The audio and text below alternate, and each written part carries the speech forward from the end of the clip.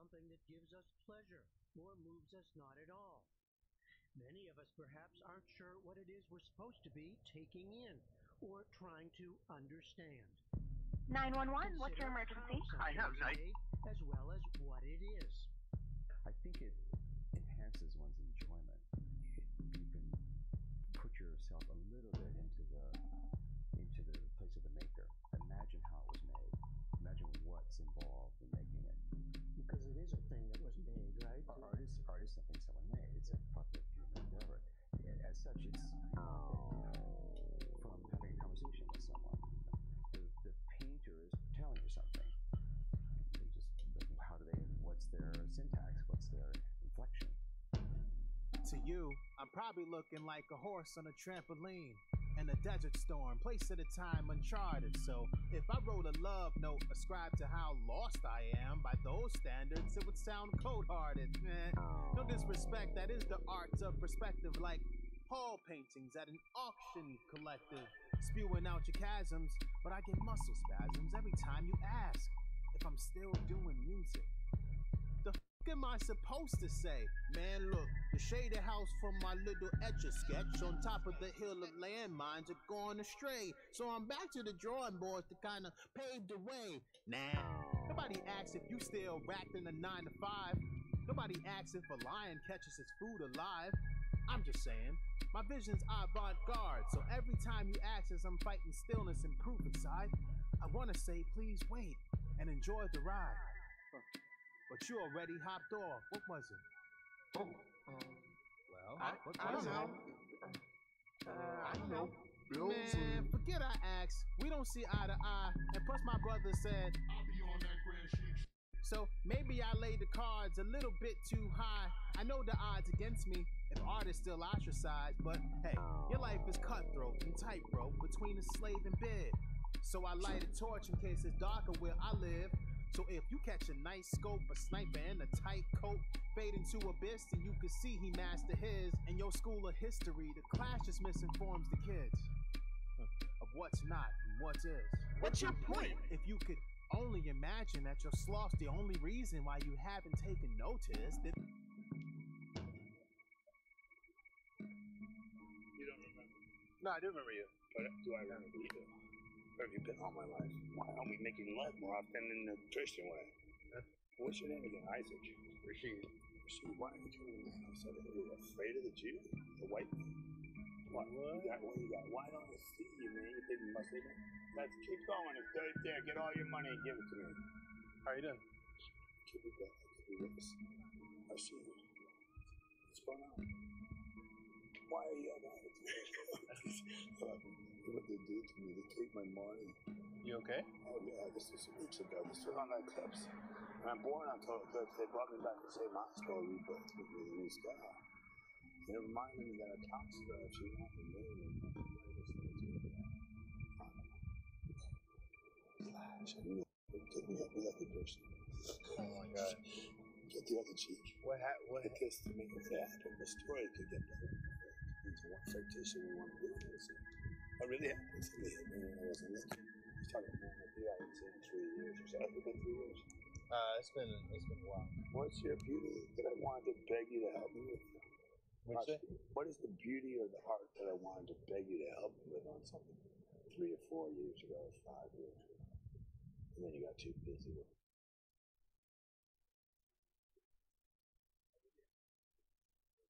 That was Ibn Order with Horse on a Trampoline.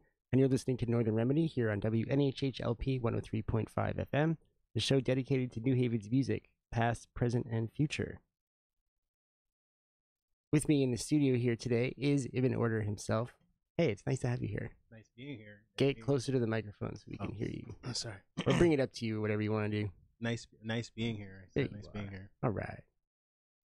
We both have colds today. Apologize. Yeah. But other than that, we're good. So Horse on a Trampoline is from your new album, which is entitled Fishbowl Syndrome. And let's start by just having you talk about that song a little bit. Actually, let's go backward. Who's the person at the end of the song? Ooh, I would like to reveal this person, but I'm not sure if they want their name out there. We don't have to say it. You know what I mean. But what I will say is that Yeah. the person that is in the song was a friend of mine about 6 years ago, and he used to be a masseuse. Mm-hmm. And the recording that you heard was not staged. It wasn't scripted. I got in the habit of recording sound bites downtown every time when I got home, got out of work, and he happened to be swinging by. And when I saw him, I was like, "Whoa, he looks drastically different." Like, I don't know if it was drugs. I don't know if it was, an addiction to from to methadone or heroin, whatever the case may have been. But he did a complete 180 from what I used to know him as. Oh wow, 5 or 6 years ago. Yeah, And so everything he said in that soundbite was not scripted, and I did not see that coming. He just started going on this tangent. And I thought it was fitting for the song because art tends to still be on some level misunderstood, and on some level also tends to just be seen as an end result and not as like a journey to how things have gotten there. And I feel like it's wrong to write someone off as crazy or write someone off as like this or that when there's a reason why they got there. So I felt that it was fitting to put on the song because I still feel estranged every now and then when people look at me a certain way when I'm like pursuing my art like diligently. And unwavering at that. So yeah, I mean that's very much what this whole song is about. Yeah. Right. Is the way that you continue to create no matter what's going on around you. Yeah. So I wanted you to talk about that a little bit, and then we'll take a step back. Sure. That isn't what exactly. What would you like? The difficulties, I guess, of continuing to make music. The difficulties from what I've experienced, even now, like one of the major difficulties is how much I sacrifice time with my significant other at the time of the creation of this EP, where although they respected how diligent I was in my craft and my works, being around me during those times where I was like tapping into a visceral hole in the wall to dive into that sunken place to come up with this content, it weighs heavy on someone that's the closest person to you to see you in those different mood sets and mood settings and changes. And this wasn't something that I just picked up and just decided to write as like some form of material to put out there. This was very near and dear to my heart, and trying to understand what exactly was going on in New Haven with the people around me and why there were so many addicts on downtown New Haven. Why is it that I had these experiences growing up in New Haven? Why is it that other people were having these experiences? Why does New Haven feel like a fishbowl syndrome, et cetera, et cetera? So all that to say, it's tough doing this art in the capacity that I choose to do it, because I don't do it for the sake of just putting out material. I do it because I truly care about seeing like the hues of our society. Yeah. Different hues of our society. I truly care about studying humanity and understanding the conditions of such. I truly care about that to such a degree that it used to be unhealthy for me with how empathic I was in that pursuit. So it's difficult doing it for that reason, because the people around you, they just want you. And they don't want you like necessarily with the theatrics of the art that we pursue. Right. They want you just as you, and not realizing that this art is just as much as a part of you as the parts they've experienced of you. Right.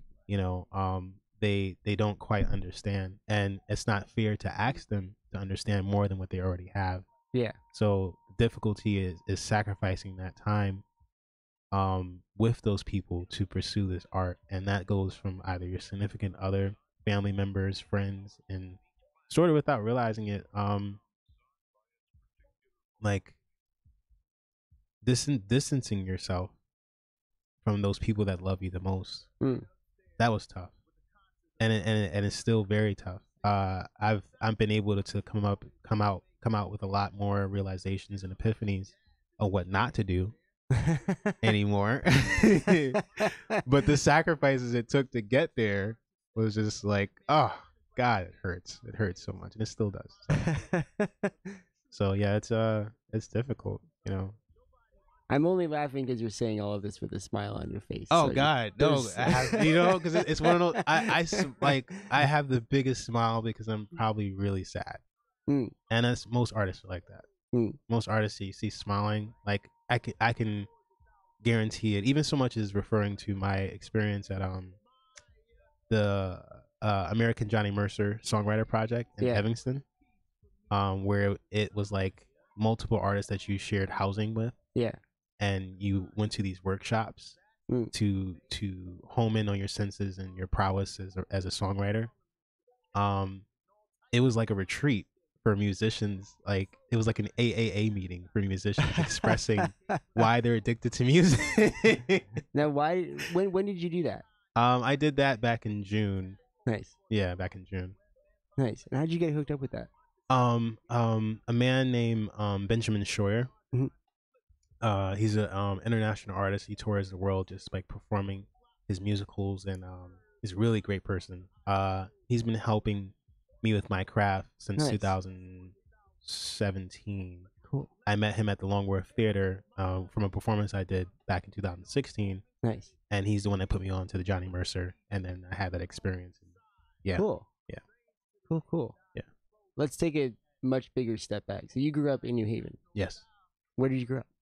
I grew up in the Tray, aka like anywhere and everywhere that's like by the Boulevard area or New Haven in general. Right. We're typically referred to as a Tray. There's other parts that are referred to as something else, but yeah, I'm not that dedicated to figuring that stuff out. I just know I grew up in the Tray. And I grew up on George Street, close to the Boulevard. Yeah, that's a particular neighborhood label that as a journalist I have the most trouble pinning down. What do you mean? What do you mean pinning down? What do you mean? That I don't know exactly where it is. Oh, gotcha. But there are other neighborhoods that feel very defined. Like it's Absolutely. like it's this street to this street. Absolutely. It's this street to this street, and that's the one that feels like I'm not entirely sure where it is. Right. Yeah. Yeah. I've been living here most of my life so far, and I still have that moment where I'm like, yo, where in the world is this place? Like, I don't know where this place is. I don't understand. You just know that you're from there. Yeah. Just know that I'm from there. You know what I'm saying? So that's all I need to know, son. You know what I'm saying? So where'd you go to school? I went. Wait, high school or? Let's start from the beginning. Where'd you go to school? Ooh, from the beginning, I think I went to Hill Central. Yeah, I went to Hill Central, and then going further up is Troop. Then from Troop to I don't know, is that calling me? Oh, and then I went from Troop to where did I go from Troop? From Troop to just brain farted. I'm sorry. Conti West Hills. Then from Conti West Hills, Common Ground. Nice. And then Common Ground, Gateway. Back when Gateway was on Longworth. Yeah, right. And then I've been out of school ever since. Nice. Yeah. Now, what attracted you to go to Common Ground? Because that's a particular kind of place. I don't think anything attracted me per se. I think my mother just put me there. You know, you're a kid, so it's kind of just like, oh, this is where mommy wants me to go. Okay, I'm gonna go there. Nice. So I went there, and the second year, I actually wanted to go to co-op, my sophomore year, but I ended up not going. I forgot what was the reason, and I ended up staying there, and I'm glad I stayed, because if I didn't stay, the content that you hear now in my EP would not have existed at all. Wow. Because talk about that a little bit. Yeah, because if I didn't stay, I would not have met the woman that literally, like, from tooth and nail, like, sharpened my writing skills creatively. Who's this? This woman's name is the secret love of my life. She doesn't even realize it yet. Her name is she's about to. Yes, her name is Joan Ferran. She is an English teacher at Common Ground. I believe she's an English creative writing teacher and our English teacher. Nice. At Common Ground. And she like saved my life, and she has no idea. Like, if it wasn't for her, cool. I wouldn't be writing anything the way would be writing right now. So talk a little bit more about that. Like, what were you like before you? Actually, we should take another step back. When did you start writing? Whatever you want to call it, poetry. Well, I actually started writing poetry when I was 13. I've been singing since I was 3. But I've been writing since I was 13. And then hip hop, I've been doing hip hop since I was 19. Yeah. So I've always had a rich family background. Rich musical background in my family. Yeah. But where the writing came in, like as far as on the caliber that I'm doing now, that came in through my experience at Common Ground. Mm-hmm. Because Miss Ferran, when she came, she didn't allow for any of her students to cut corners. And I think specifically with me, not that she had any favoritism like of me, but I think specifically with me, she saw something special in me that she didn't want to go to the wayside for the sake of me. Are we allowed to like curse or anything? We can't curse. Okay. Sake of me BSing. Yes. There we go. There's always a way around it. I have to say, like, every time I'm on the radio, especially if I'm talking about music, that censor goes up. And it is really hard sometimes not to drop the word I want to drop. Yeah. I had to think about it. I was just like, man, don't you know I curse like a sailor? Like, if you only knew. I know. But yeah, like she was hard on me. I remember I wrote a paper one time and I forgot what it was. She said something to me in the computer lab, like in front of all these like students that was like cutting that. Like I literally ran to the bathroom and just cried. Like, but I remember needing to hear. I must have needed to hear it because it changed me ever since. And just having her there to constantly critique my works, which had nothing to do with music at the time, just my English papers and creative writing papers, constantly critiquing them. She instilled within me like an impetus to want to enrich my vocabulary, wanting to expand my mind more than what it already was expanded. And ever since then, I haven't looked back, with that that work ethic when it comes to having rich writing and rich content. Nice. So yeah, that's super cool. Yeah. So what did you this makes it also sound like that part of her being a teacher is of sort of exposing you to other writers and things like that. Say that one more time. Sorry, I was like looking through your soul just now. And I kind of blanked out for a second. It seems like part of your like the experience of having her as a teacher is of her exposing you to other writers. Yeah, I would say so. Yeah, it exposed me to other writers, but more importantly, just pulling out of me like the really in-depth writer that I always had within me that I didn't even know I had. Pulling it out. That's what she did. Yeah. So who is this? What is that person like? What, Miss Ferran? No, the in-depth writer. Yes. Ooh, in-depth writer is scary. I ask partially because like your music definitely has a kind of there's a pretty dark tone to a lot of it. Yeah. And that seems like very intentional. You know what? Yeah, it is, and it's scary how intentional it is. Because again, I'm a firm believer in seeing all hues of like, what goes on in our society and what goes on in our human conditioning. I'm not just someone that writes someone's off as crazy, or I'm not someone that just writes someone off in general. I like to empathically really tune into who that person is and why or what like has shaped them to be the way they are. So the reason why the content sounds dark is because back in 2017, I sort of dropped following Islam, and I did it because it got to a point in my family where I was having these experiences. So you grew up in that faith? Yeah, I grew up around it. I can't say I grew up devout in it, but I grew up around it. And when I was starting to realize that, like, oh, the church does a great job of dismissing mental illness and traumas through the works of promoting a faith that does not deal with those issues. So everything is dismissed as a test from God to circumvent the idea that there may be something psychologically wrong with you that you have not confronted yet. oh, that is also within me. Oh, I need to drop Islam, so I can see things for what they are for a while. Hmm.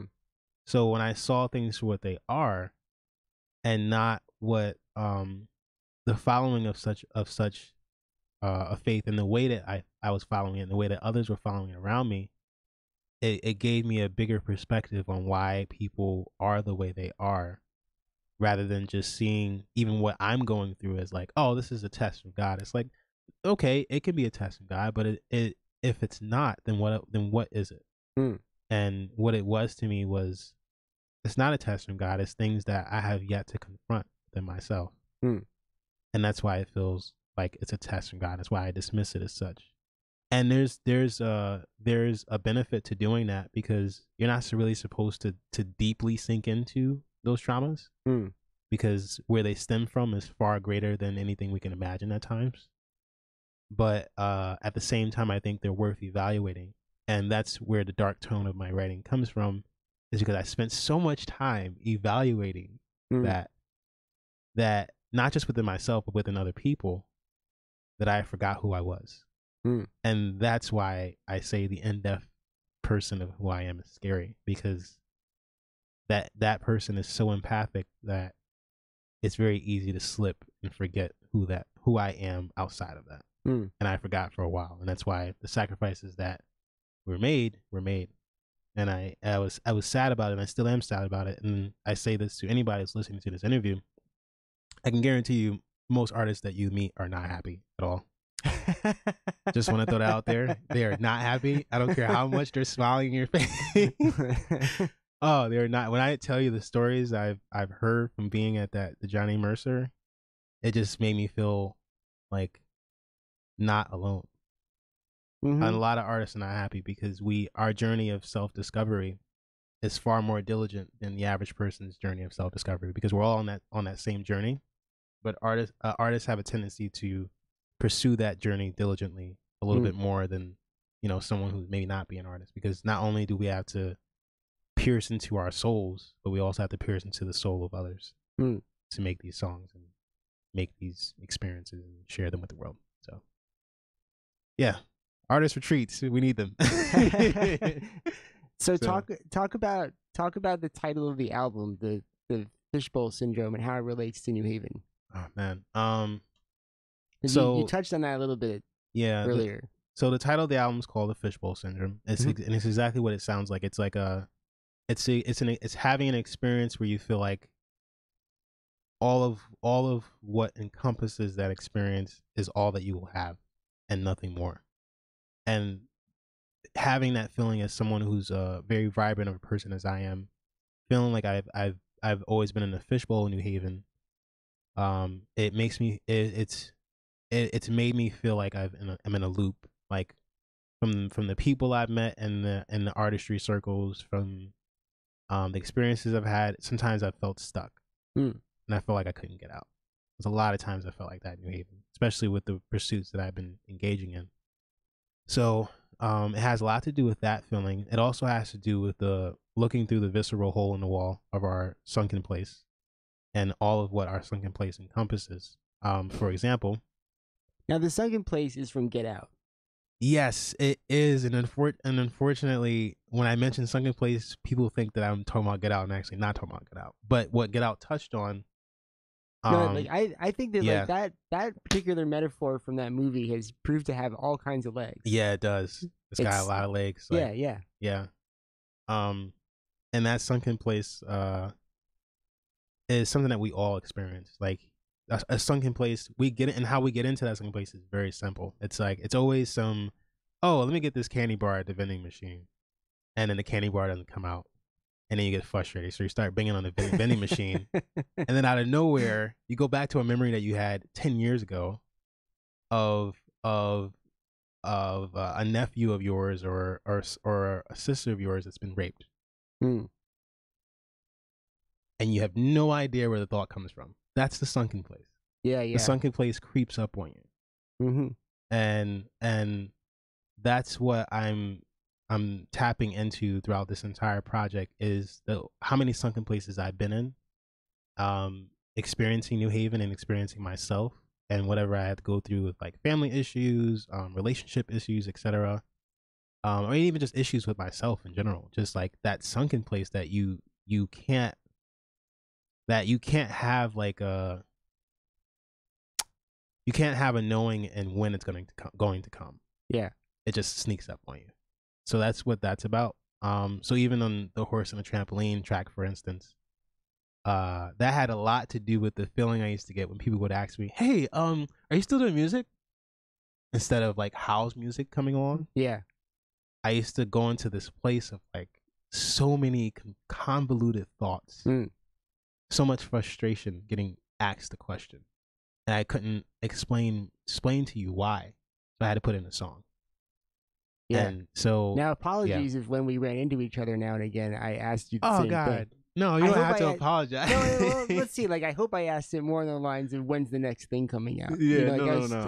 I was always assuming that you were working on something. Yeah, it's just kind of it's not anybody's fault when they ask, because people don't mean any harm. Yes, usually they don't mean any harm, but like when it's asked, it's like I know why it's being asked a lot of the time, and a lot of time it's being asked because art is still on some level has a weird pocket in our society, especially in a fast-paced, moving society where. Not that art isn't celebrated, because it definitely is far celebrated, way more than I've ever seen celebrated at all. Like, it's greatly celebrated, but it's still in this pocket of like, oh, what do you do? What are you being a unicorn for? Why are you still being a unicorn, walking around with a horn on your forehead? Like, don't you know you got this money out here to be made? Like, what are you doing?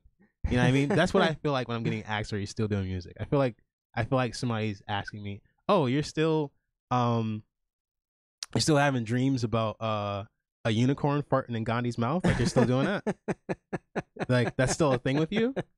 Oh, you need to get checked, bruh. You know, you need to get that together and grow up and be a real man. And it's like, that's the feeling and the sense I get from the question. So that's why I may not show it to you, but I really don't like the question at all. Yeah, I hate it. No, it's fair. Yeah. So that's totally fair. So. Yeah, because you make it. I mean, this is worth pointing out too. That like the in addition to writing the material, like, you produce everything. Yes. Yep. Yes, I do. Let's get nerdy about this for a bit. Like, so what are you using to make the music that you're recording? To make the beats, I use Logic. And as far as recording goes, I recorded it at Grand Street Studios, which is like in Brooklyn. It's a very professional studio, awesome studio, and a mad scientist engineer there named Jake Loomis.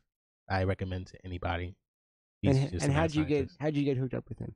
Again, Benjamin. Nice. Yeah, he's definitely the plug. Like, he's definitely helped me with so much. God, he helped me with a lot. Cool. Yeah, we'll have to talk about him more in a minute. Most definitely. So I don't know.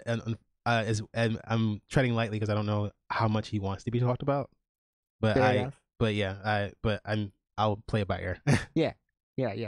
But let's get back to, so all of the music is made in Logic, like using its like various like drum sort of kits, emulators and sequencers and all of that sort of stuff. Cool. Yeah. But then there's all of these clips of people talking. Yes. So talk about that. Like you had mentioned that earlier, that you got in the habit of recording things. So I know for Pandemonium, the track Pandemonium on the EP, I downloaded that soundbite from YouTube from when there was like a riot of sorts in downtown New Haven, thinking back in June, this past summer, or I think last summer, I don't remember. Yeah. And there was like nationalists down there, and there was like a fight that kind of broke out, like people punching each other, blah blah blah blah. Right. Trump protests and all that good stuff, because everybody hates Trump and everybody wants to, get on Trump's back and just well on him. And so that soundbite I got from there, and I did that to showcase like the tone of Pandemonium and how I've always felt watching New Haven from an objective point of view. And seeing like the social disparity, and seeing like classism and seeing all the different shades of what a so-called working society is supposed to look like. I wanted to express all of what I've seen from my point of view. So that I use that soundbite to sort of add to that aesthetic, if you will. And then some of the other sound bites you hear is just me and thoughts that I've had to myself, like just sitting down and just like chilling for the most part and just ranting what's going on in my head. Trying to go back through the sound bites, all the sound bites I've heard. And yeah, that's pretty much it. Yeah, just different. Yeah, nice. Yeah, nice. I think we should hear Pandemonium. Sure. That'll give us more of like a substance to talk about. So here it is. It's Pandemonium from Fishbowl Syndrome.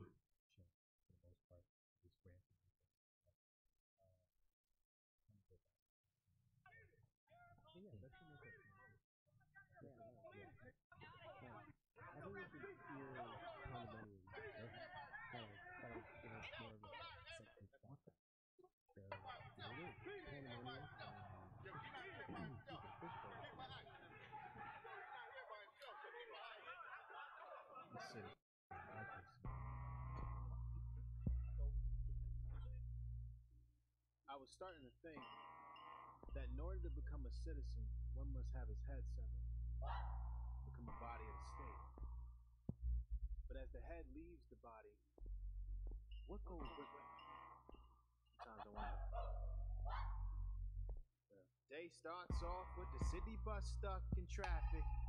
Yeah? But my eyes on the clock as a schizo hops on causing havoc, along with the rest of the drugs and addicts. I'm desensitized, so I blast my headphones until I map it for my zone, that is. And as I black out, Fat Man scoops my attention as rap would have it, like I just caught a vibe to tune out the lost and savage, cooped upon the darkest habits like gentrification and target practice from the heart to yell that causes more meltdowns, sweet to tooth like blood molasses. Now I never seen God, but I know God, and he's dead here. Wanna sniff his ashes? Wait, he probably in a tomb somewhere. You know how them yellies do. Dismantle cases, intel is traceless, facelift, but anywho, I arrive on the green to a scene of protesters rioting, right? Trump supporters, news reporters get involved in the spite the grim, yeah. But who let the virus in? Pandemonium. And if it don't feel right, then it don't feel right. 9 times out of 10, shit, it's pandemonium. That's what I thought to myself as I walked to a concrete jungle, aloof to the facts. But who let the that it deserves my attention? But I done seen the same on park benches with alcohol and no retention of mental health for years. So I gotta stay focused on a dream. I'm heading back to the rat cave with my analytics, like all I see is traps on the screen, nothing else, can't afford it. No, and I won't stop and frisk a white man for his stains on the mural. And I don't get mad at tourists or any lumen sky Protestant with accolades at the bureau. No, it's more to it than that. Below the surface is a plot to kill anything that's real from anything that still come with attacks. The way it goes, and I ain't like that. And yet, see, my angst is disinformation, spewing out the pores of the fat lady singing till her lungs collapse without a piece of citation. I'm left to decipher blinks. Got one shot to blast the times, but I don't really have the time to think. And my ship's still sinking. What if I chose to walk the plank? Pandemonium. And if it don't feel right, then it don't feel right. 9 times out of 10, it is pandemonium. As I walk through a piss-infested alleyway, I stop. These people carrying red flags, that's what that is. Does that mean everybody's carrying a red flag?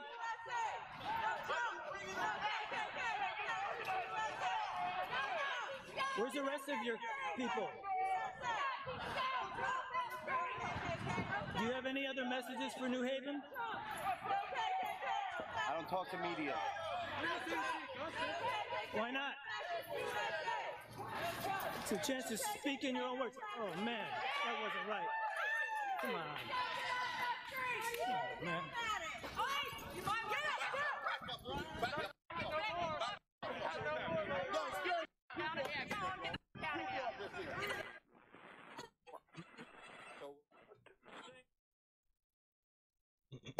That was Pandemonium from Fish Tank Syndrome by Ibn You Order. said fish tank syndrome. Oh my god, Fishbowl Syndrome. I am so sorry. I'm thinking of, you know what I was thinking of is the Fish Tank Ensemble. Oh, it's hilarious. It's the worst. No, keep it. That's gonna be a crack, man. It's gonna happen now. Don't listen to that fishbowl syndrome, fish tank, whatever you call it. You know what I'm saying? Forget fish tank syndrome. You know what I'm saying? Sorry, I just imagine somebody saying that. Somebody that's hating saying that movie. No, I that's love it. fair. No, I love it. It's fair. That was good. Awesome. So you're listening to Northern Remedy, the show dedicated to New Haven's music, past, present, and future. I'm your host, Brian Slattery, and with me in the studio is Ibn Orator, who's celebrating the release of Fishbowl Syndrome. And we just heard Pandemonium, which is a really interesting piece of audio all around. Thanks. So it's, we spent a little bit of time talking about how, there's a lot of like real introspection going on this EP. But there's also, as we've sort of talked about already, but I want you to talk about it more, a sense of you looking out around you about New Haven. And like that was a pretty heavy moment for the town. There was, and there have been more like it. Yeah. The sense of like New Haven's a very outspoken and politically active place. And there are ways that I feel like people are often very proud of it, and justifiably so. I mean, it's an active, engaged population. But you seem to be also saying something a little bit deeper about that that I'd like you to talk about. Sure. Where do I start? So typically what tends to happen, and I think we all have the capacity for this, is that we take in everything. Everything we see, smell, touch, feel, we take in everything. We don't even realize how much we're taking in. So typically how I write my songs, the only reason why I referring back to earlier, why I focus on enriching my vocabulary and focusing on just enriching the content in general, is so that when those thoughts culminate to such a place where they have to come out, I'm able to articulate those thoughts. But I don't actually purposely write those thoughts. I don't purposely have the intention of writing the story that I write. It's just that I've taken so much in from being in New Haven that it comes out that way. So what you heard is just all that's always been there. And it took for me to study, like for vocab, and study certain sentence structures and so on and so forth, for it to be articulated the way it has been. So I just want to start by saying that that's where that comes from. As far as like what I'm talking about, it really just boils down to me being a Bluetooth for information. Most of the time when I'm writing, I honestly don't know. I have no idea where I'm going. Yeah. I have no idea until it reveals itself and I look at it and go, oh, that's what I was saying. Oh, okay, cool. So I'm trying to figure out what I'm saying as I was asked the question, but really essentially what I was talking about on a deeper level is there's just a lot going on, and it just depends on what side of the spectrum it's being told through. For someone, let's say, who's not from the city and comes into the city, and I've experienced this. I've worked at a job. I'm not gonna say the place. I've experienced this where people have no idea what goes on in New Haven, specifically the outskirts of New Haven, because Yale is such a staple of New Haven that I feel like if Yale didn't exist and all this stuff was still going on, people would see the rawness, the true rawness, like, and I mean raw, of like what really goes on in New Haven. But because Yale has fixed up so much stuff, vicariously, by the way, not necessarily like deliberately all the time, but just vicariously, just like its presence fixing everything around it. Downtown New Haven is kind of like a fishbowl and a safe haven for people who don't want to have those raw experiences outside of the perimeter of downtown. So, what I'm speaking on is stuff that I've seen taking CT Transit. What I'm speaking on is the towns and the outskirts outside of downtown New Haven, and also speaking on how all of what I've seen culminates in downtown New Haven. So I see everything downtown New Haven, especially the addiction issue, especially getting on the J bus from Waterbury. You can forget about it. The J bus is God. It's filled with addicts, like so many, and they all come to get their fix downtown. You know what I mean? And then they leave. Yeah, I mean, we saw that this summer for sure. Yeah, definitely. So there's some other things I like to talk about, but because of political correctness, we're going to refuse to talk about that stuff right now. Not that this platform doesn't like welcome that, but there's a time and place for everything. Yeah. And there's a lot of stuff. I would say to the listener,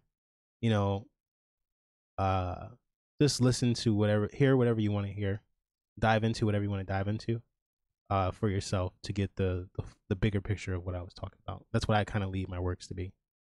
Well, I do hear, like in Pandemonium, I do hear the sense that I think a lot of people share. Yeah. Of, it is one thing to protest, and it's one thing to exercise your rights, and it's another thing when you feel that sense of that outrage tipping over into violence. Yeah. That is a whole. I think that's a line where a lot of people go from being supportive to uncomfortable. Yeah. Absolutely.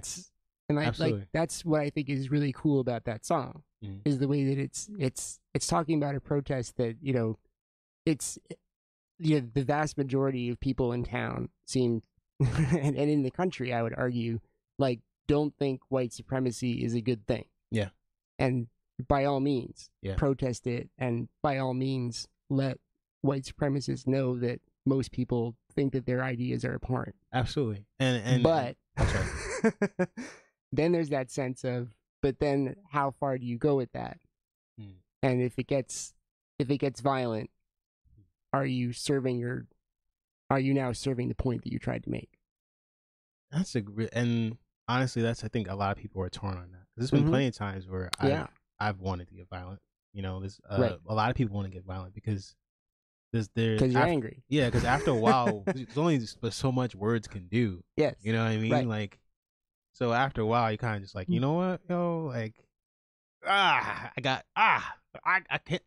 can't, you know what I mean? You can't get the thoughts out. Thoughts are just, they just go away. But that's why, the song also speaks on, like, Pandemonium is not, it doesn't have to always be in your face. Pandemonium is constantly happening at all times. It is, even when you don't see it. So that's why, and the hook, although the hook is a little subliminal, there's like a chopped and screwed, like, slow down voice in the background going, laced up in your city selling dope. If you want yours, it's a place you can go. And if it don't feel right, then it don't feel right. 9 times out of 10, it's Pandemonium. I got the plug in my city full of dough. If you want yours, you should let her know. You know what I'm saying? Yeah. It's because it's everywhere. It's pervasive. It's everywhere. It's everywhere and anywhere around us. It might be in this room right now. As like exaggerating as that may come off as, it might be in this room right now as we speak. For all I know, you could be having a very intimate thought right now about killing somebody, and I would not know it because you're just laughing. You know, it's just Brian. You know, with the headphones. You know what I mean? But that's Having what it is. psychotic thoughts behind the microphone. We all have to bear that naked truth of ourselves at some point in time throughout our lives, and that sometimes translates to a kind of pandemonium that we all experience. Yeah. Whether inwardly or outwardly. Mm-hmm. Whether individually or in groups. Mm-hmm. So yeah. I mean, this is what before we turn the microphones on, we were talking about that what I particularly like about the collection of songs you have out now is the way that your sort of interior life and the exterior of what's going on around you in New Haven really seem to be mirroring each other. Do you think that has always been the case for you, or is there something about right now where they seem more aligned than they might have been in the past? Say that one more time. I know that was a complicated question. I'm so sorry. So so you have like in the songs you have this sense that we're getting a glimpse of your interior monologue. You know, the things that you are wrestling with yourself, and yes, we're also getting your take on what's going on around you. Yeah. And in these songs, those two things seem to be like very much in sync with one another. Yes, absolutely. Has that always been the case? Like, you know, when you were younger. Oh, yes. Did that always feel like those two things were hand in hand? Absolutely. Absolutely. Absolutely. Yeah, and also my teacher, Miss Ferran, she knew that too as well. She would speak on things when I would go back to the school and speak to the kids. She would speak on things that I didn't even realize back at that time that like I was always observing. Like, and that's why I wasn't really a great student, because I spent so much time observing the students around me instead of doing my work that like I had bad grades. But she understood where my mind was. She understood the potential I had. So yeah. So to answer your question, yes, that's how it's always been since childhood. You know, I'm very empathic. Yeah. Right. Extremely. So much so sometimes to a detriment to my health sometimes. Mm-hmm. Yeah. So what has the journey been for you? Because the other part is that I've also noticed over time that your music is becoming more and more focused. Like, it's better. Yeah. It's increasingly better at communicating what it wants to say. Yeah. You know, not just in the sense of, you know, conveying an emotion or conveying an experience, but sort of, you know, you're getting increasingly better at you know, reaching the listener. Which I hope comes across as a compliment. Oh, absolutely. No, absolutely. Like, there's a way that you're just like, you know, I feel like the tool is getting sharper and sharper. Right. I'm laughing at the thoughts in my head as you were talking, because I was like, I had to remember, I was like, oh wait, I can't curse. That's right. I know. Can't share those thoughts. I just had some thoughts to answer and respond to that in a good way. Yeah. That would have been entertaining, but like I forgot. I was like, oh yeah, that's right. Yeah, no, it's I definitely had it's definitely been a journey, because again, it's a journey of self-discovery. It's not just like me putting out material. So back when I released my EP in 2014, called Brand New Eyes, Fat and Perspective, I was going through a multitude of different modes that I was trying to fit in, and that just came from my ability to adapt. But along the path, I started to realize those modes didn't fit me anymore, because I was changing and growing. And there was also certain modes that like poetic circles and artistic circles and hip hop circles were putting me in, that I began to not fit in anymore. And one of the changes I went through, you know, I went through this whole like God hop, you know, phase where it's just like hip hop is not hip hop, it's God hop, and therefore we're like everybody's a god, you know what I'm saying? And like and a god, being a god is about taking accountability for your actions. And just going through that and having that sort of like self-righteousness and sort of conscience where it's like I was above the vices of the people I grew up around. But you begin to quickly realize life comes in and it's just like, oh, so you thought, ha, here we go. And life just like threw me a curveball through so many different angles that it made me realize I'm just as human as anyone else. Mm. So you start to hear that more through my works now, because I spent more time being human over the past 3 years, 4 years. And that's what caused the change, ultimately caused the change in my work, is when I just got to a place where I was more understanding, you know, and it wasn't easy. You know, it took a lot of time to get to that place of understanding. It took a lot, you know. Now, how much of that process was external and how much was internal? I think it's all the same.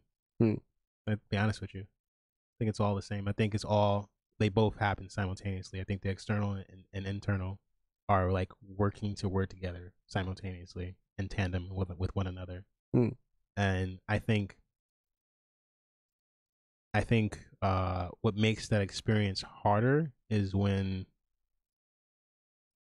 we start to feel like they should be separate, like, and get lost in that. That's what makes the experience more difficult. But they're the same. They have to work together. It's imperative that they do. You know, because there's no sense in doing all that internal work and you're in a desert somewhere, you know, just chilling by yourself. What did you do the work for? To just like watch the sand get in your eyes, like, for the rest of your life? Like, no, you do it so that you can function a certain way that's beneficial to not only you but to the people around you. When you go back into these circles and environments with a brand new scope and a brand new mindset on how to view things, so that you can maneuver this thing we call life. You know, so yeah, they should work in tandem.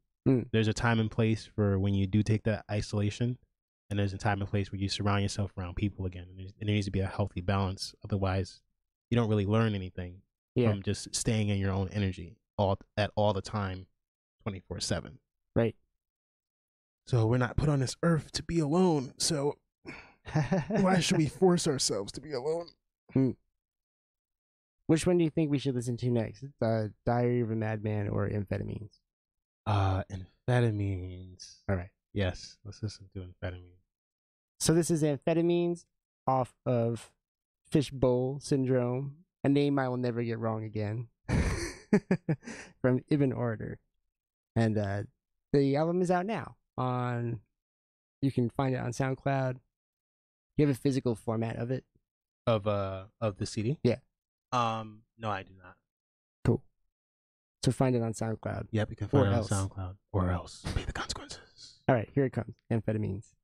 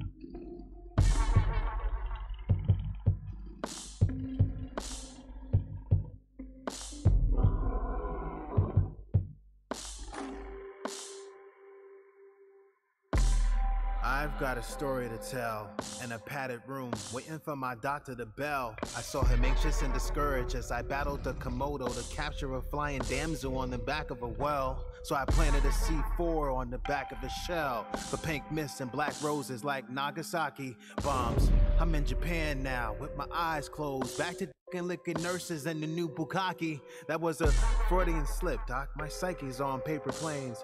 So the straitjacket is a sick high with a hit of psychosis in the skies of a David Blaine. I'm too sick for the pills you provide, so my diagnosis is too off track to find a train. This is what it's like to go insane.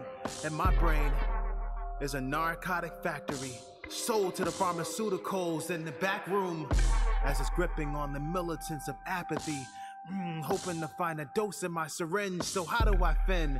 Doc, the snake in the IV eradicates systems and IDs. Its prognosis, well, doesn't want me to ascend. So until then, I'm waiting on a mannequin to smile back. As far as I'm concerned, this place is like a hospice with a chat room for the narcissist to fight it back. Spitting that carbonated poison mixed with acid vodka, burning off my lips after I sip. I'm pissing out sriracha. I've been patient in asylum, doc, but no one sponsors the kids. Sadistic and altruistic without the proper skill set to protect my health. So for boundary's sake, I'd say please don't intervene. And for the pain of living as a sound citizen, your amphetamines, doc.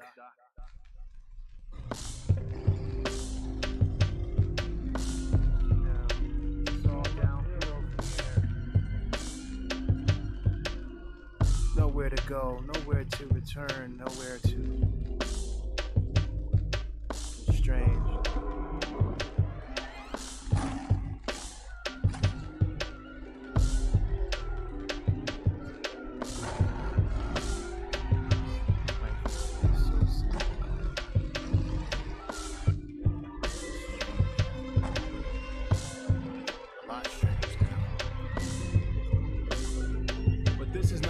Concert, and this is not an album. This is commentary on our shared world. For what's mine is yours, and what's yours is mine.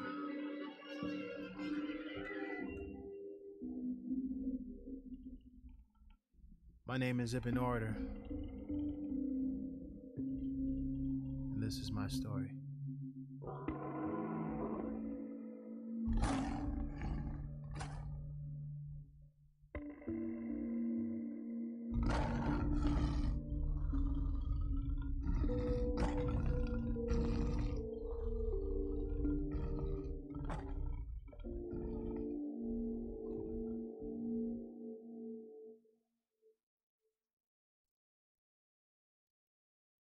That was Amphetamines from Ibn Order's new EP, Fishbowl Syndrome, and you're listening to Northern Remedy here on WNHHLP 103.5 FM, broadcasting from New Haven, Connecticut.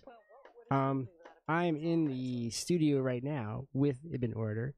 Thanks for being here. This is really fun to talk to you about. Thank you for having me. This is refreshing. Yeah, absolutely.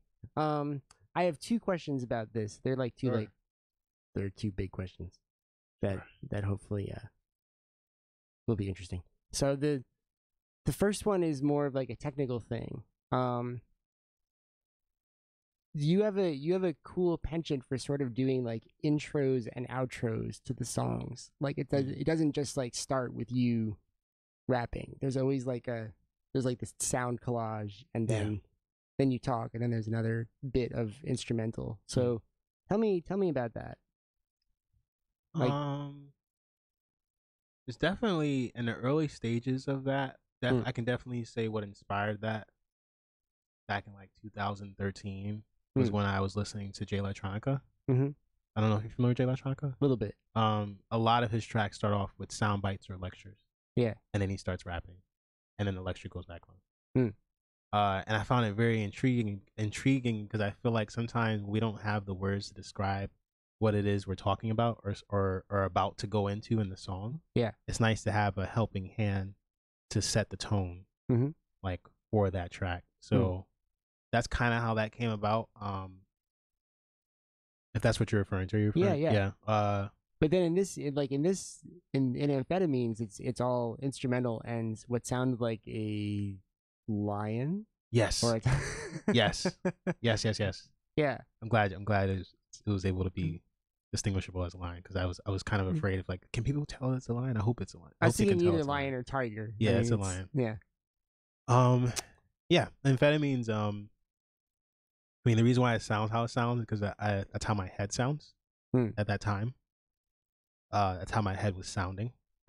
Like, very, like, all over the place.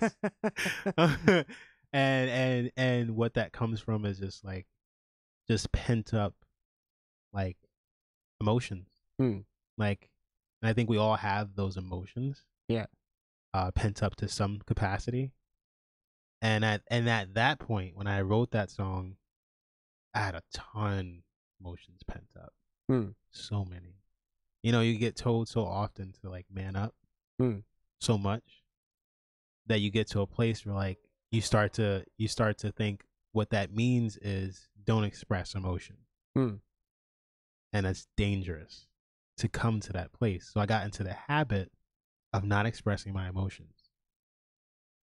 So much so that actually during the parting of my significant other about 3 months back, when I tell you, like, I remember saying, all I remember is being on the phone with this woman. First of all, this woman is amazing. The woman is incredible, and I love her so much. And I want to say that because, you know, this is a video that she might see. So before I even say, I'm going to say she really doesn't have anything to do with how that breakdown came about. But so much so, what happened was when I was on the phone, I remember saying something to her that was such a breakthrough for me that I didn't even realize it was a breakthrough. And when I finished saying it, when I was finished saying it, I was just like, oh, wow, that felt really refreshing to say that. Wow. And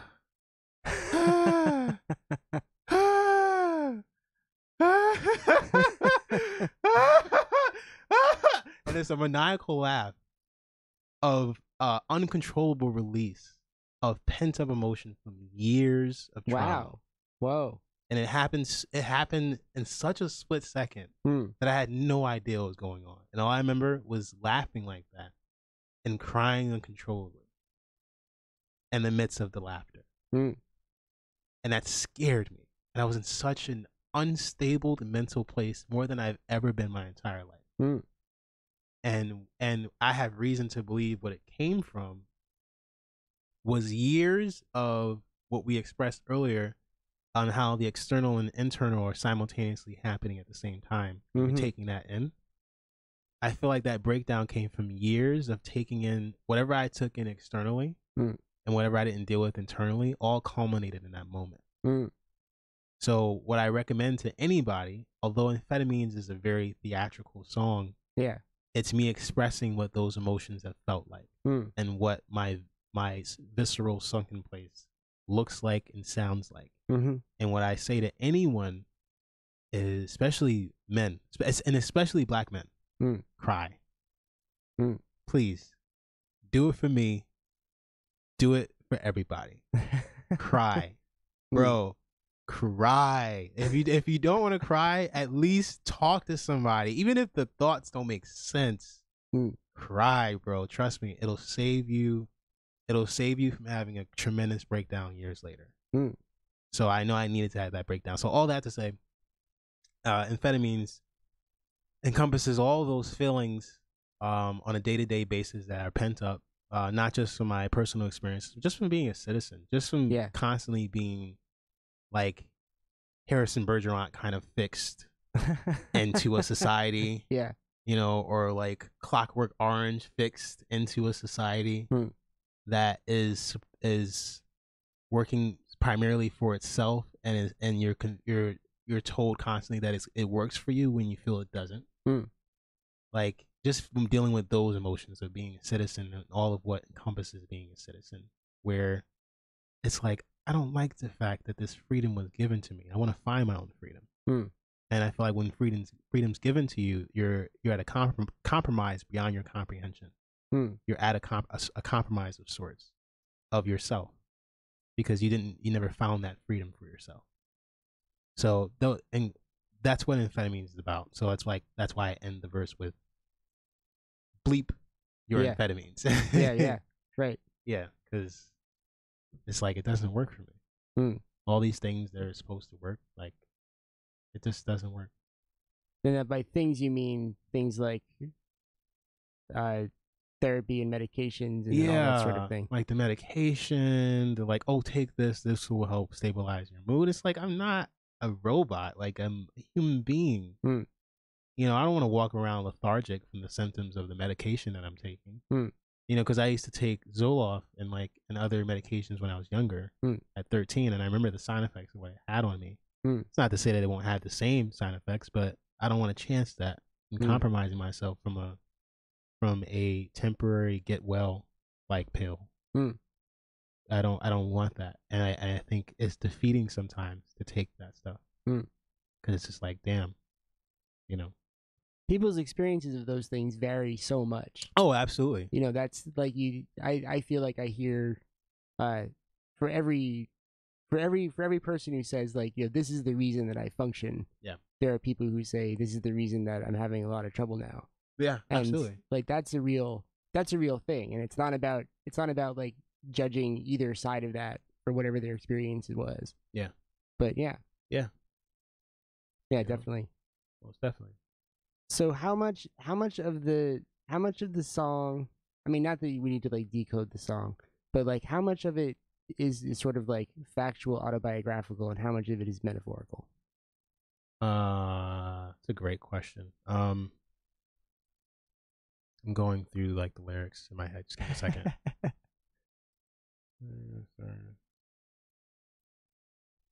It's all autobiographical, but how I'm expressing it is how it feels. Like, so it's all autobiographical. Like all of it. Like there's a doctor that you might have talked to that way. No. So it's all autobiographical, but it's told through metaphor. Yeah. So it's not that I've necessarily spoken to a doctor. Right.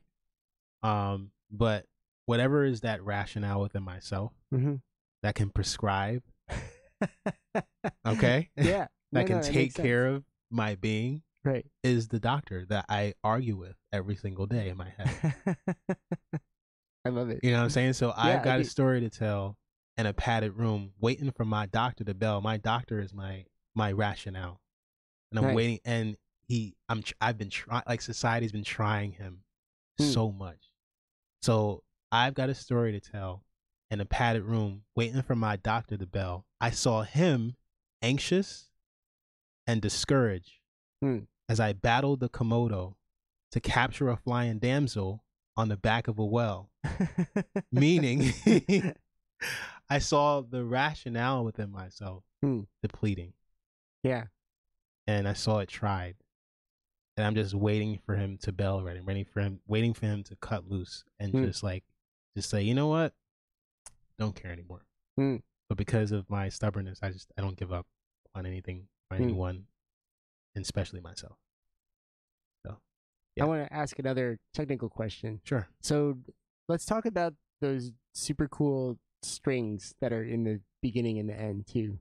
What are those from? Strings? Like the sounds. Oh, they are. It's a kit I found, I think, on freedrumkits.com. It's a kit that it's like theatrical sound effects. Oh yeah, cool. So like the sound effects you hear in movies when like, right, you know, something crazy is about to happen. Yeah. Like I was like, oh, these sounds encompass like how insanity sounds in someone's head or like or emotions. Let me put these on a track. That's perfect. Right. So typically every track I make, just in general, just as a rule of thumb, just to put it out there, is like I try to find all the sounds that encompass the emotions I want to convey, like as much as possible. Right. So that way people can, when they're listening to it, they're hearing what my mind sounds like, or what raw emotion can feel and or sound like.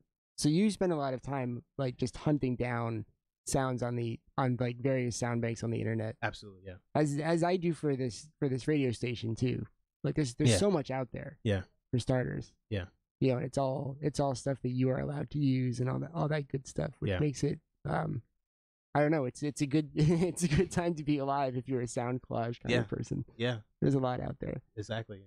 You always picture this army of people all across the world wandering around with little microphones, recording all of this stuff and then just posting it. And from like street noise to to like pieces of an orchestra to whatever. It seems like you can find just about everything. Yeah. Absolutely. So the other thing is like this is like another strictly musical question, but like there is something very cool about the way that a well-constructed beat can move along even things that are just a sound collage. Like that it puts a pulse underneath it. Yeah, absolutely. So do you tell me about that? Like why put the beat under it or why let it sort of roam free? The sounds? Yeah. Because I don't believe that songs I don't believe songs should be structured all the time. Like I started to notice also too without sounding a certain way, what makes my sound quote unquote different sometimes from maybe some of this music that you've heard. Not you've heard, but people have heard, is that I don't approach tracks all the time with the idea of it being structured like, okay, introduction, verse, hook, verse 2, right, hook. I don't do that because I don't think life works that way. And I think if we're performing our art in a way where it's replicating or if it's conveying what we're going through in life, life doesn't always tend to be structured all the time. Life tends to be very sporadic, very all over the place, and just unpredictable. And that's why I let the sound sit on the tracks the way I let the way they do, and why I produce the tracks the way they do, because I believe life, a lot of the time, although it can be simple, it's also very theatrical. So even referring to there's a track on the EP called Maya, which we can explain sometime later or whenever, where on the last verses, what's strange to the naked eye is clothing, and most the eye ain't got no style. So if life is stranger than fiction, in what fashion do you live to bulletproof what you have on file, right? That goes into just life, like, humbles all of us. And it doesn't matter what you deem as structure. Structure can be broken at any point in time without the moments you least expect it. Take it from me, it happened to me. Okay. And when it broke down, it was like, oh snap, oh my god, like, whoa. My heart chakra has been open ever since. I've been more empathic to anyone and everyone's circumstances ever since. Been humbled a lot, painfully humbled. And I asked for it, by the way. I asked for it prior to the sequence of events. I asked to be humbled, because I was developing, without realizing it, with how diligent I was in my pursuits, I was developing a God complex. Didn't even realize it until someone told me. It's like, yo, slow down.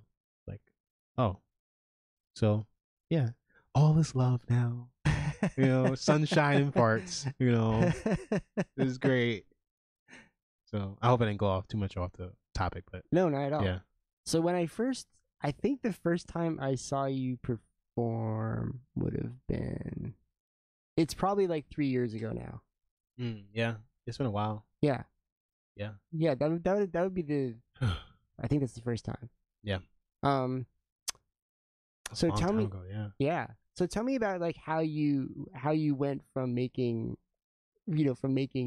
music to starting to perform.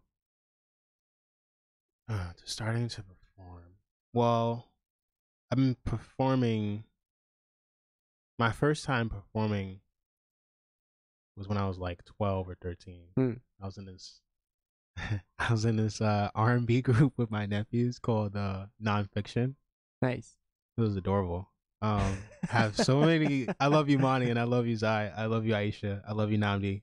Thank you for giving me those memories. I really appreciate it. You have no idea. I love y'all so much for that. But that's where we first started performing, and I could not dance to save my life. I was just so uncoordinated.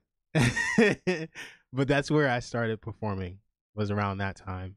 And my sister, at the time, and her husband was like acting as like our managers basically, and just taking us to places to perform, like Riverside 94. I think it was some radio station. I don't remember what radio station it was. So long ago.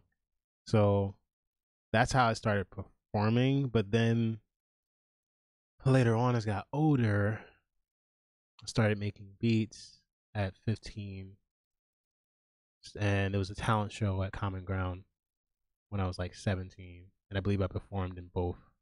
I think I did. I don't remember. And then from there, you know, it was just homing my craft more. Yeah. Because again, I started rapping at 19, and the reason why I started rapping, which I forgot to go into, wasn't because necessarily, like my teacher was the one that taught me how to write. But why I started rapping was because I was in this group at 19 called We Are, which consisted of 2 singers, a drummer, and a rapper. One of those singers being myself.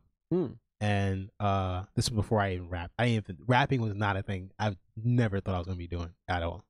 Like, and it crept up on me because one of the members, the member who was a rapper, name is Millie, aka Harvey Jones, aka the Lions Den, for anybody who's looking for a personal trainer. He was rapping at the time, and he sent me a track for the group, you know, for us to work on. And I'm a singer at this point, and I was like, wanted to write whatever I wanted to sing on, and I was like, oh, singing doesn't really fit on this track. I said, you know what? I'm gonna try rapping right quick. So I wrote a rap, and he liked it. And he's like, this is actually pretty good. And then he mentored me. Nice. And then from there, when I like left him as my mentor, then life sort of just mentored me. Yeah. From there. So nice. I hope I went off. Did I go off topic? No. Okay. I do that a lot, so try not to. I can just talk forever. If you don't give me a focal point, this is gonna be like. So you understand what I'm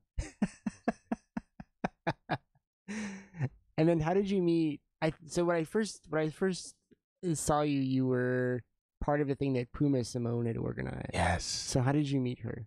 I met Puma through the People's Art Collective, which used to be on the corner of Crown, but it was knocked down for like, you know, businesses and stuff, you know, the usual. And I was intrigued by her mystique. Yeah. She had like this interesting mystique about her. Like when I first met her there, I didn't even know I was going to be like friends with her like that. Yeah. Until I think we reconvened a couple times after that, just talking about like a whole bunch of stuff, like conspiracy, whatever the case may be. And she also they were a big part. Her and her friend Marisol, my friend Marisol, were also a big part of my artist development. Just being around them. Yeah. But yeah, that's how I met Puma. I met Puma at the People's Art Collective, and then when we started doing the shows, it was just from, you know, me already being in touch with her and like her saying like, yo, you should get on this set. Right. And that was very imperative to my artist development as well, because at that point my mother had a stroke in 2013, and I was kind of mentally consumed in that a bit. And that was actually before I got physical as far as taking care of her. But so when Puma hit me up to perform at the Something to Do, that was after a year of not performing. And I was already in this place of melancholy where I was just like, life is done, my life is over, whatever the case may be. And she kind of like lifted my spirits from just inviting me to that. So yeah. Nice. Kudos to the people who are constantly in your path, uplifting you, and the moments where they don't even realize that you're just like, forget all of this, I'm done. They don't even realize they're helping you. But kudos to Puma for that, because I don't know where I would be. But then you got from that to Long Wharf somehow. Yes. So tell me about that. Got to Long Wharf. How did I get to Long Wharf? I don't remember. I think somebody sent me the event on Facebook. And I think I just got there just from just walking, you know, just like walking that stream of life, you know, just like pursuing the craft. Yeah. Because before that was like News Channel 8 and other things. Right.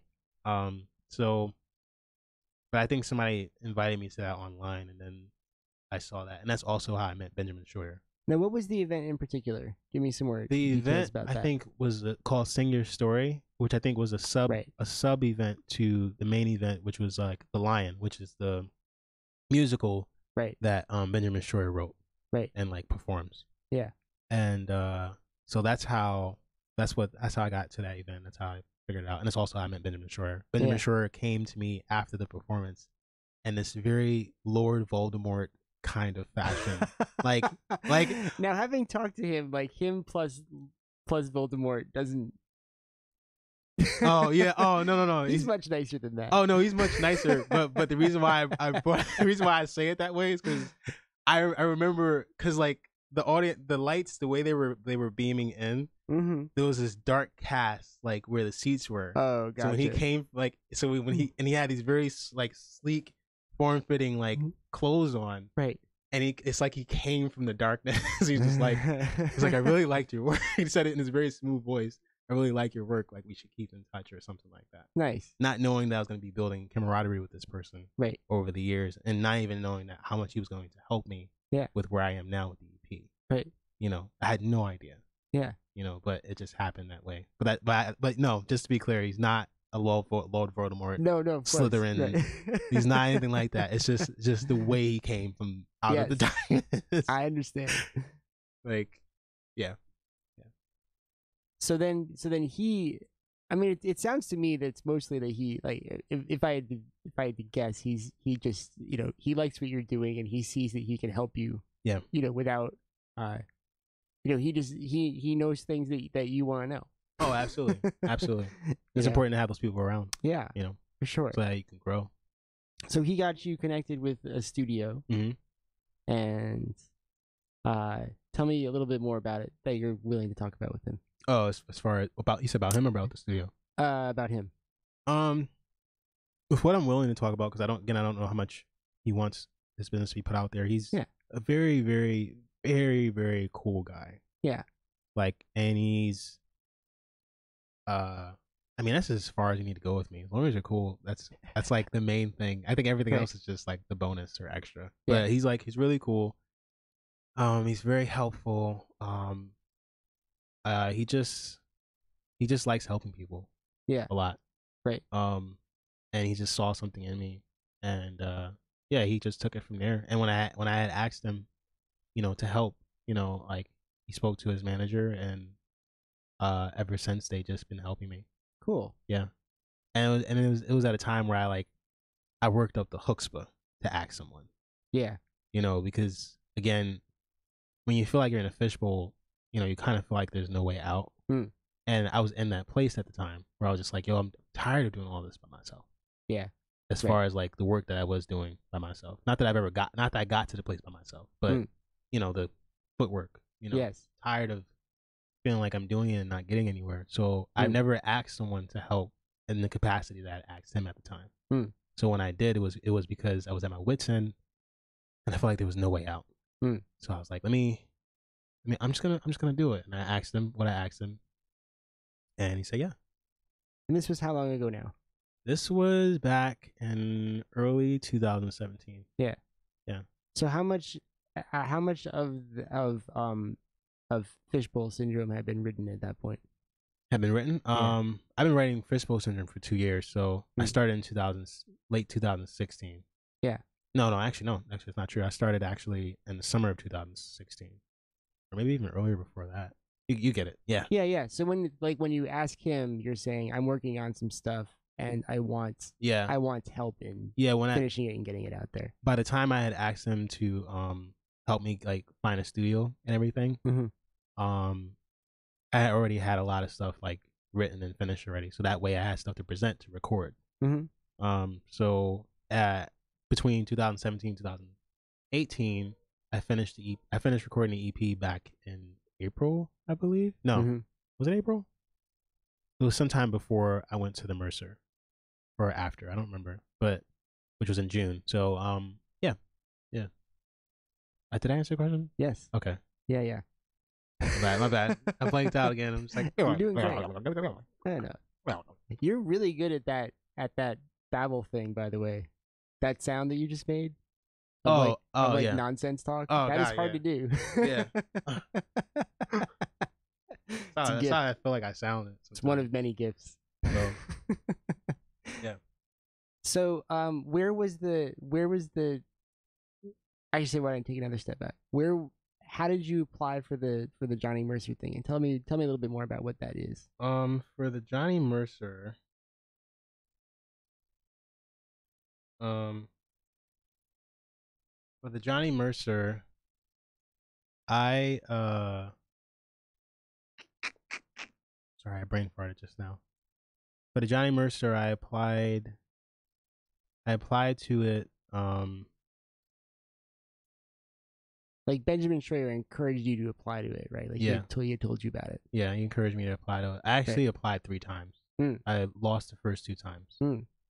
And the third time, which was this year, he said, "Hey, you should apply." And at that point, you know, I was a firm believer in like, I don't like if someone doesn't see my value, I'm not going to force it on them. Yeah. And so that's the mentality that I had. So he said, you know, so he helped me, you know, like redirect that and get back into it. Yeah. Like he just like we had some talks and he convinced me to do it again. And this time I got through. Nice. Yeah. Nice. Yeah. So. And where does that happen? It happens in Evanston, Illinois, which I think is like 30 minutes from Chicago. It's on Northwestern University campus. Cool. It was really dope.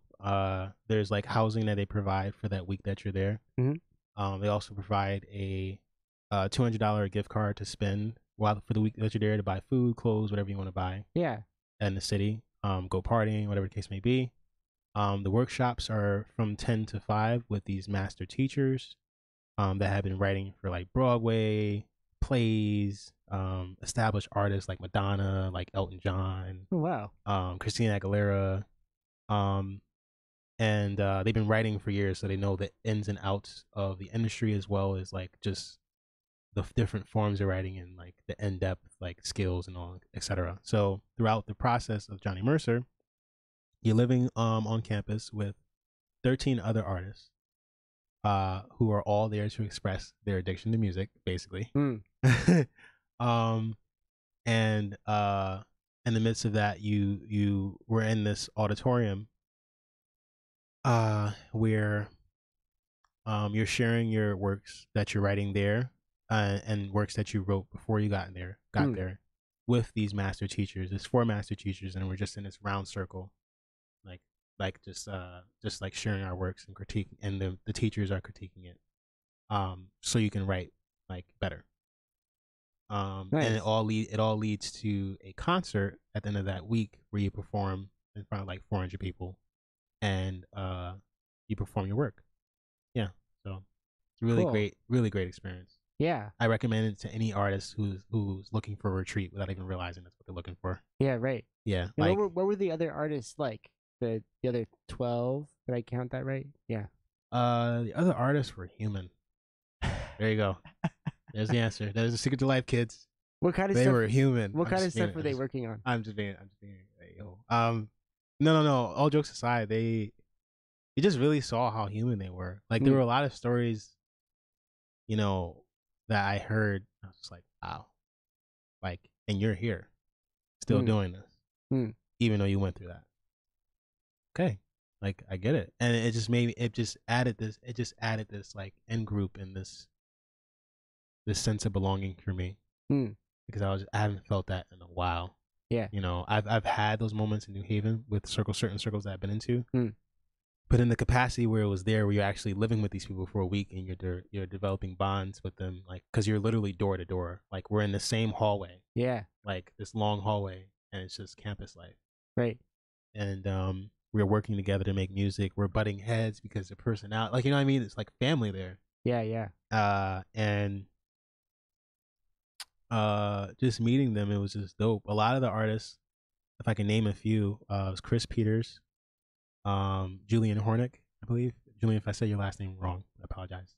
Benji, I don't remember his last name.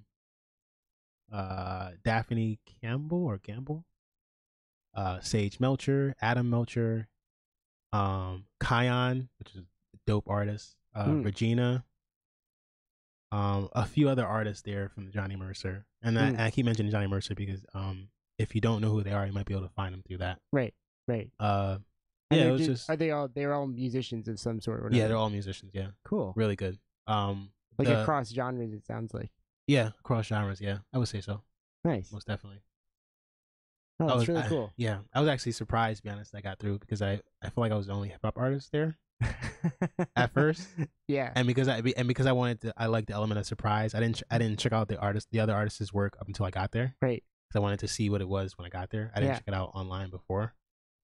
So at first I was just like, do they really like? I gotta fit in. It's like, yeah. Yeah. So, and I also went there to challenge myself to start singing again. Because I haven't sung for forever. Right. So I wrote a singing song there and actually performed a singing song there instead of a rap song. Oh, nice. Yeah. So, yeah. I imagine their reception to hip hop is like pretty welcoming at this point. Oh, absolutely. Yeah. Yeah, it was. Like but I think like that time has come and gone. Yeah. You know, this idea of like having to somehow prove that it's a thing. Yeah. It's like, No, it's definitely it's definitely more welcoming. But the reason why Yeah. I thought I wasn't gonna belong is because you had to see it from where I was looking from my perspective. Like on the website and how I was looking, it looked like it was specifically only singers. And because I didn't get through the first two times, yeah, I thought the reason why I didn't get through was because I was a hip hop artist. You know. But when you applied, they knew you gave them like hip hop stuff. Yeah, yeah. So there you go. So the third time, yeah, I know. So it was awesome. Like, so they definitely, and then when I got there, of course, too, they're definitely open minded people. Yeah, like very open minded. Right. Yeah. Andrew Lippa, and Craig Cornelius, I think if I said his last name right. I love y'all so much. You have no idea. I love y'all so much. I love all the master teachers there. I love all of y'all, but I kind of favor those two. Nice. I love them so much. They're great. Cool. Yeah. So here comes like the inevitable, annoying, open-ended question at the end of a lot of interviews, which is like, what is next? Like, what are you planning for the next? Like you know, because you finished an album. The album's like out for people to hear.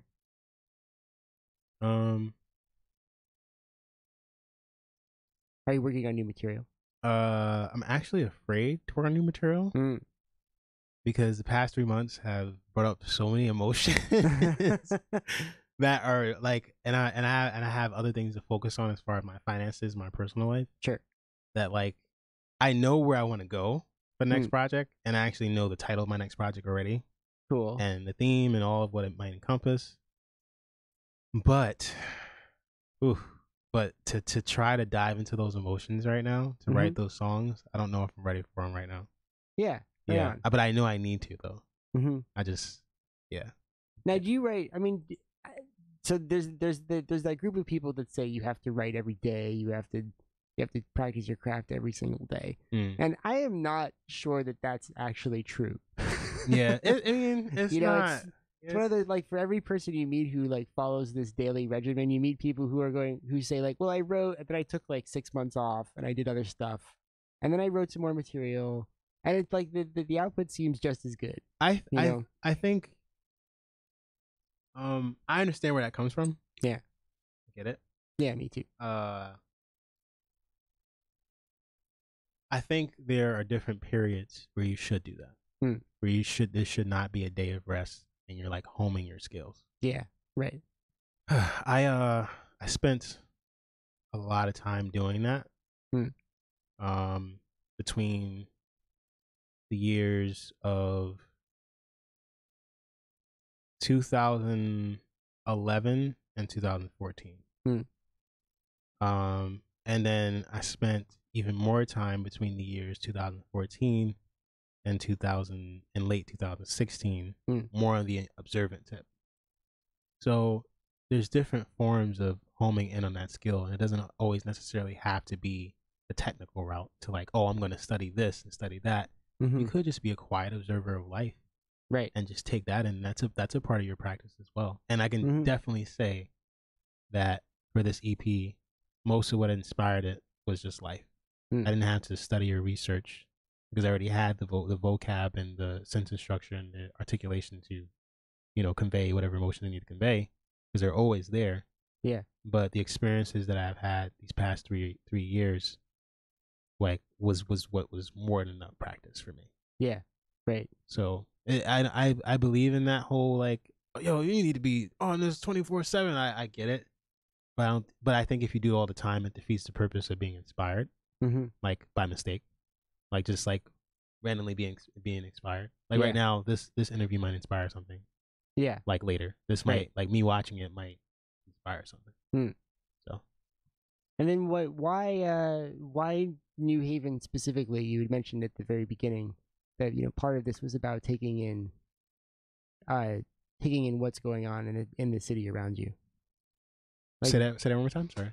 So why focus on New Haven instead of you could go more specific and say this is about just a couple people, and you could say this is about like the state of the country. Oh yeah, but absolutely. but it's because it's not it's New Haven. Yeah, because it's not just about New Haven too. I want to reiterate, it's definitely just all of what a society encompasses and experiences and like sort of worldly, sort of not worldly, like experiences. It's about a lot of things, but just mainly the main theme is about what's your fishbowl, like what does that feel like? Basically, like seriously, we all have it. We all think we all are under the notion that when we have a breakthrough, like we've finally gotten out of that fishbowl, not realizing that we're hopping into another one. Right?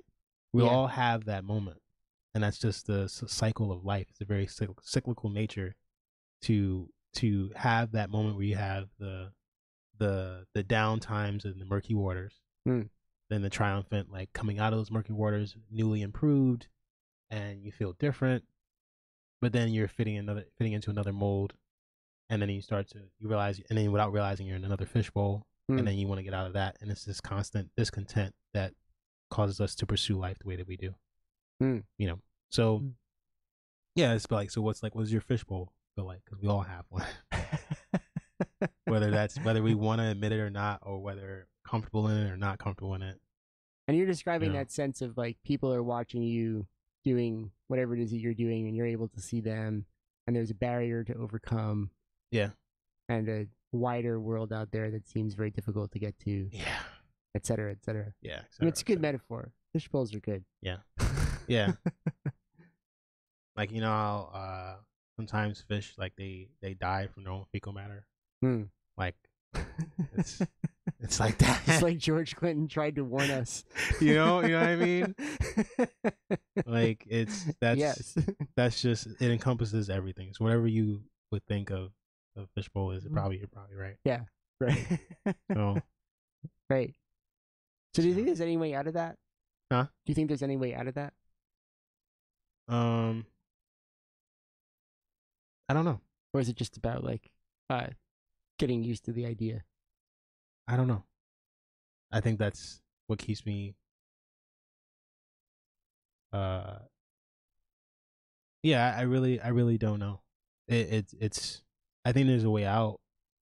Well, I don't know. I don't know if it's necessarily about finding a way out or finding your way in. I just think that just recognizing that it's there.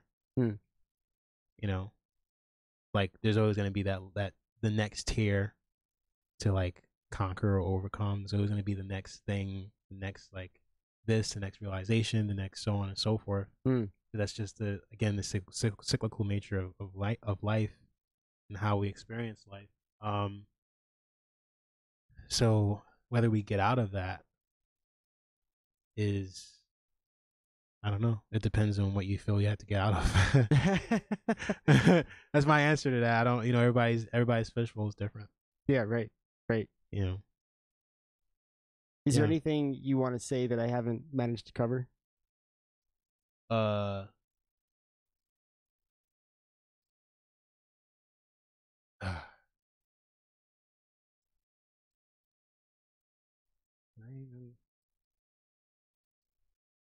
There's anything else I want to say that I haven't managed to cover?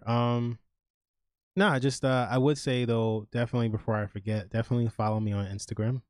Absolutely. My Instagram is Ibn, IBN as in Nancy, _ ORATOR. You can also follow me on Snapchat, which is Ibn Orator 22. And for business inquiries of any kind, you can just email me at the official orator gmail.com. Nice. So the official and then Orator, ORATOR @gmail.com. Awesome. Yeah. It's been really nice talking to you. Nice talking to you too. This has been a chance for me to ask you a bunch of questions I think I wanted to ask you for a long time. Can I say something? Of this course. is so off topic. Go for it. If I turn my head and I just listen to you talk, you sound like the guy from Deadpool that's like his sidekick.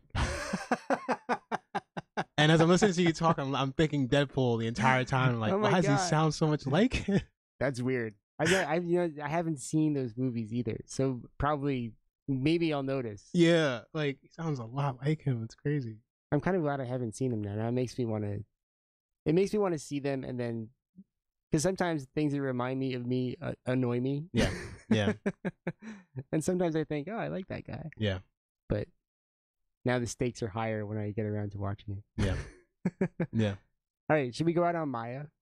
Sure. Yeah, yeah. That sounds good. All right, Yeah. well, you've been listening to Northern Remedy on WNHHLP 103.5 FM. Thanks for listening. You know, I remember a period in my life in which wherever I chose to go was where I was supposed to be. And where I stayed, well, was in the middle of nowhere. Now that is life as is. Light as it comes, it leaves the same. In our solar system, each planet is locked into its orbit around the sun by its particular velocity. The cosmos is just a flight upstairs with a concert of rock stars that hit on snares. It sounds like a bunch of noise if you ain't got theirs, so pipe down all that jazz if the kick ain't fair. If your band's not synced and your mind's not clear, the vibrations are too hard to stare. And mankind is like a man without a face, trying to find a mirror without a truth in his hands to bear. He's unclear. Nobody understands the game and how it's slick with words to its jargon and flips of verbs. It's like a free bird that lost an instinct, so it flops as it hits the curve, then flies off to hide the rules of gravity, right? Look how it soars without wings. Look how it levitates from the pits of Maya. And all the damage that it brings ain't worth a piece for me to call it sire. The black thought is like a muse to space, a composite of light and vast hues of pace. The melanated cloak of carbon is one big parliament of kinfolk and all types of fire escapes. As soul shines on the path I take, I navigate with my sonar, then plant my bait. What's in tune with the most high is like a big fish, tadpoling for the source to swim in my lake. Nobody understands the game and how it's slick with words to its jargon and flips of verbs. It's like a free bird that lost an instinct, so it flops as it hits the curve, then flies off to hide the rules of gravity, right? Look how it soars without wings. Look how it levitates from the pits of Maya.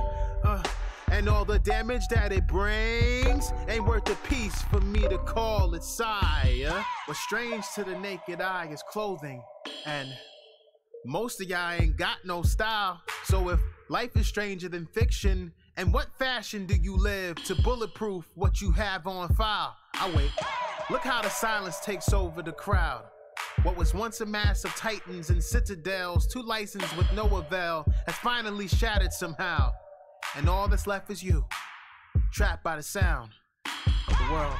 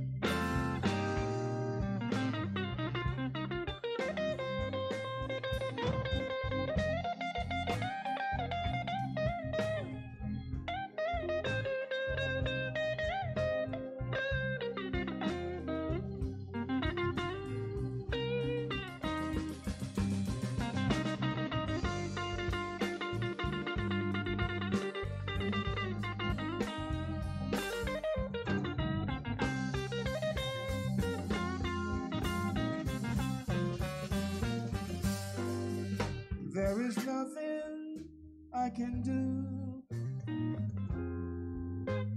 if you leave me here to cry.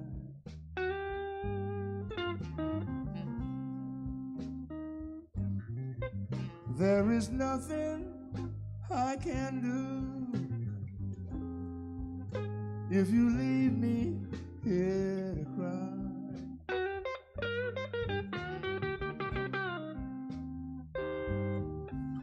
'Cause my love will follow you as the years go passing by.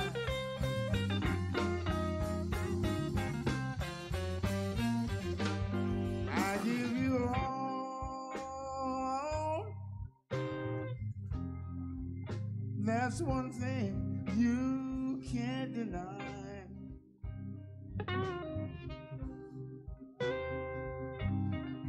I give you all that I own. That's one thing you can't deny.